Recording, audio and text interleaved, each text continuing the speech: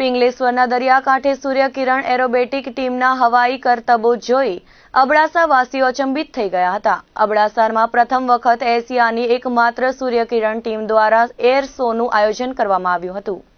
પિંગલેશ્વરના રમણીય કિનારે સૂર્યકિરણ ટીમના જાબાઝ જવાનોએ વિવિધ દિશામાં 9 વિમાનો ઉડાડીને દિલધડક કરતબ બતાવ્યા હતા. વિમાનોની ગરગરાટી સાથે અબાલ વૃદ્ધ સૌ ખુશીથી ઝૂમી ઉઠ્યા હતા. આશરે 5000 જેટલા પ્રેક્ષકો આ દિલધડક હવાઈ શોને નિહાળવા ઉમટી પડ્યા હતા. પિંગલેશ્વરનો દરિયાકાંઠો પ્રેક્ષકોથી ભરાઈ ગયો હતો.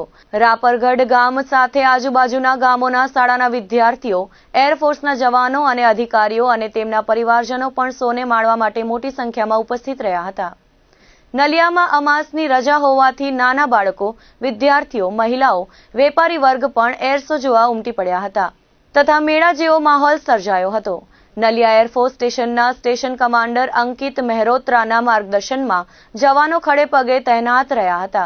પશ્ચિમ કચ્છ પોલીસ અધિક્ષક, અબડાસા પ્રાંત અધિકારી, નખત્રાણા નાયબ પોલીસ અધિક્ષક, તાલીમી IAS અધિકારી અને ઇન્ચાર્જ નલિયા મામલતદાર સહિતના ઉપસ્થિત રહ્યા હતા. કોસ્ટગાર્ડની ચાર્લી 437 અને ચાર્લી 454 દરિયામાં પેટ્રોલિંગ કર્યું હતું. જખૌ PSIએ બંદોબસ્ત જાળવ્યો હતો.